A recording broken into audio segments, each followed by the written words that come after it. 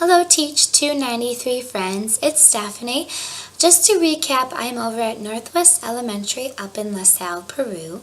How literacy is promoted in my classroom is that my CT has a huge selection of books for the children to choose from. And the books are categorized by series or by genre. And my CT also includes a bunch of different leveled books because we do have ESL children in our classroom, so we are constantly working on that English proficiency. And I must also note that my CT does include books that are in Spanish, so children are able to apply their background knowledge to some of the books that are included. My CT also has a reading center, so in the center there are a bunch of pillows and stuffed animals and blankets that the children could use when reading so they feel very comfortable.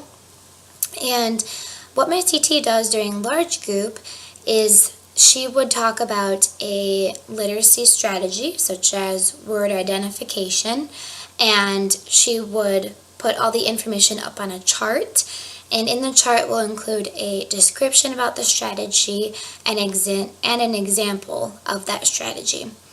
In regards to classroom management, my teacher is a little lenient with things, but the children are very well behaved in the classroom. And she does have a clipboard, but she does not like to use it as often. She mostly uses it if there's something happening that is extreme. She would rather have the students take responsibility for their own actions. And then she also hands out Rocky cards if the students are showing excellent behavior. This is a school policy, so what will happen is the students will turn in their Rocky cards to the office and get a prize for how many cards they show. And as I said before, the students respect her and treat her as, the higher adult figure and really respect her. In regards to the clipboard, students know that the clipboard isn't used a whole lot, so when they are moved down a level on the clipboard, they take it very seriously and start to think about how they could improve their behavior.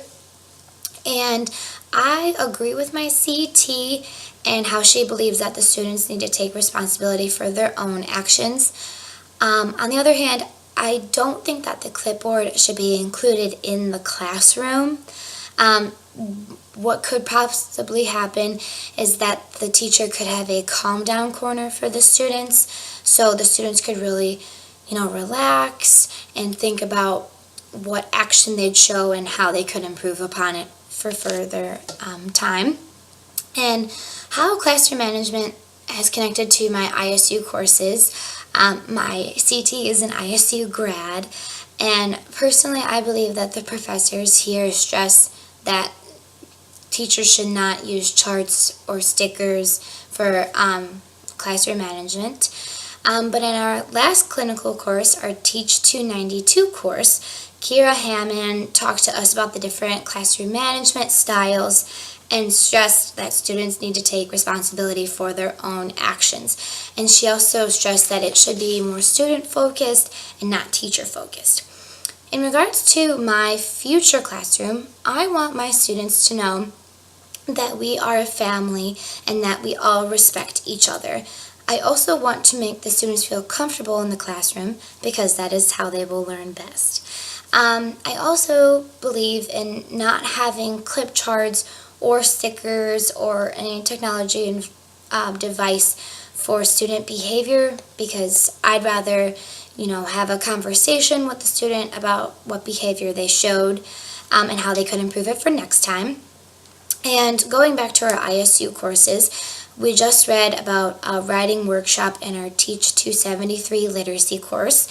And while I was reading about writing workshop, the teacher had the students come up with ideas that they could do once they are done writing.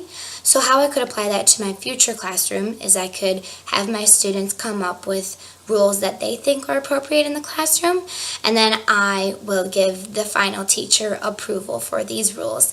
Thank you for listening to my video.